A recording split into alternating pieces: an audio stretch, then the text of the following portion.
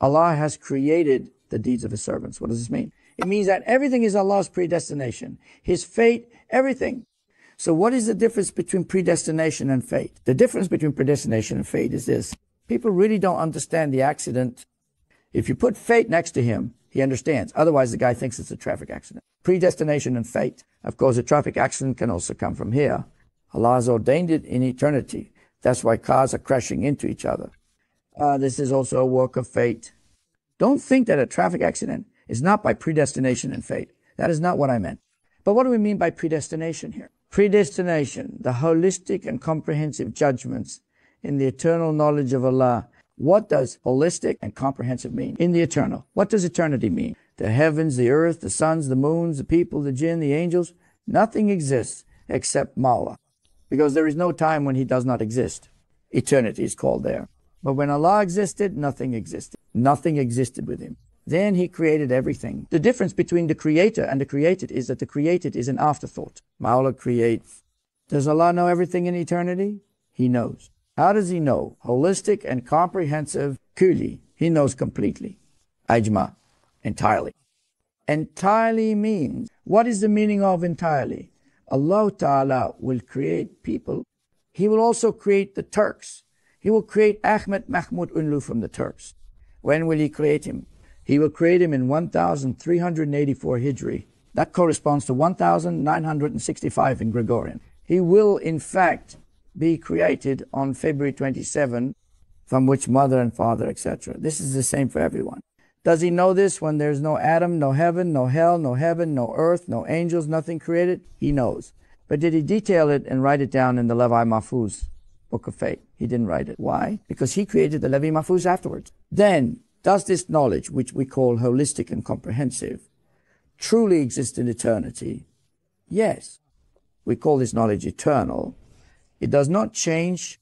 There is this information about everyone. We call it a predestination. Destiny is the detailed explanation and elaboration of the holistic and comprehensive information in this knowledge of eternity.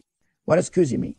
The inside, the outside of a Ahmed Mahmoud Unlu, his weight, the details of his mother, what minute he was born, where he was born, what he will eat, what he will drink, how many breaths he will take, how many breaths he will exhale, what will happen to him, and so on. No mechanism or organization in the world can know everything about even one person. A single human being, he cannot know everything. How can you know everything? Even now, a man has more than 5,000 parts in his body.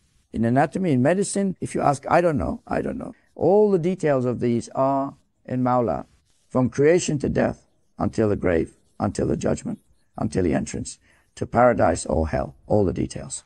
Even what will happen to a person is not unlimited and infinite, but in the knowledge of Allah, there are too many details for us to count. Imagine 70 billion below, 8 billion above. Look what I am saying. The whole world's computers are not enough for the details of what one person has gone through and will go through. They will crash. They will not be able to enter. Because what am I telling you? There are more than 5,000 parts. Every part has something that happens to it every second. Where was it blocked? Where was it opened? Where did the blood go? He got sick. He died. He stayed. He was resurrected. He was born. The soul was breathed into him. The fetus in his mother's womb. What kind of detail does this have? There are enough veins in the human body to go around the world. If you remove the veins and add them together, it would go around the world 3 times. It was on the news. There are so many vessels beating, not beating, blocked at every moment the blood passed. How much did it pass?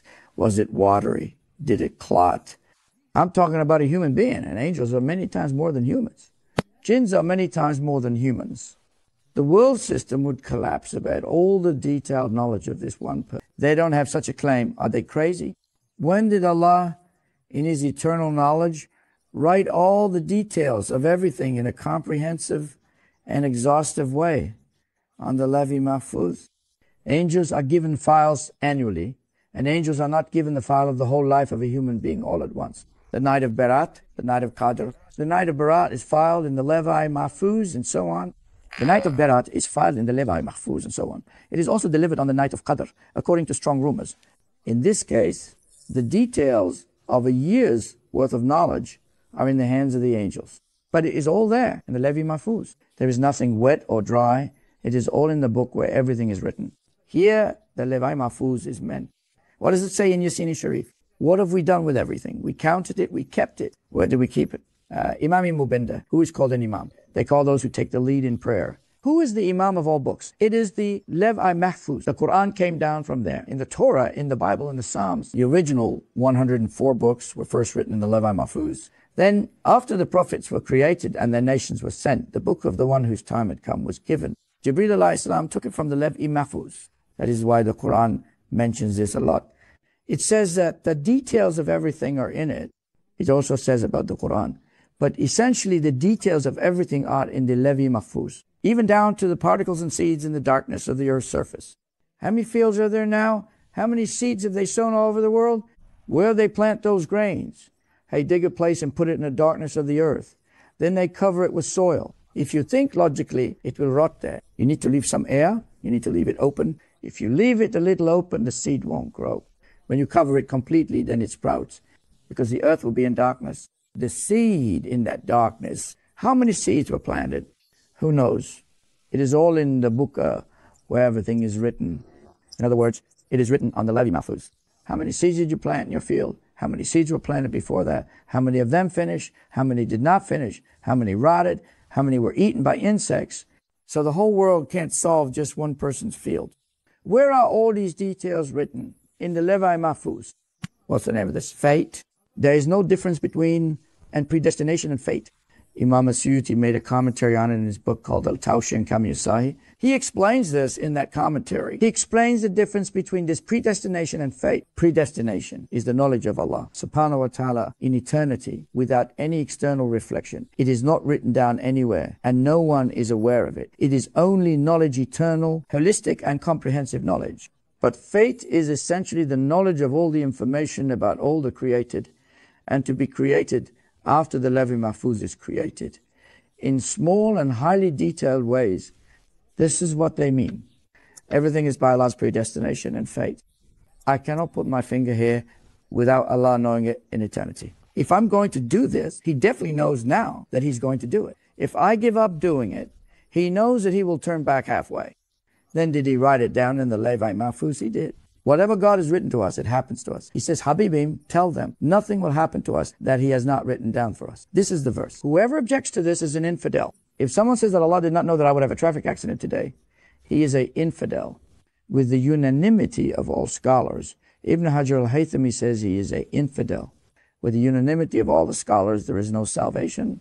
It is impossible for him to change what he said. Why? He says to the man, Hodja, who am I going to marry?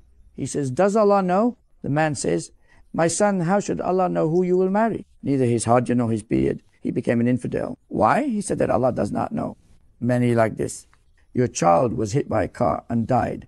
This is Allah's predestination, Allah's fate. The man says that he is head of theology, the science of theology. We say to him that it is Allah's writing. What can we do? We have to accept fate. We say it for consolation. But he says that Allah does not have such a writing.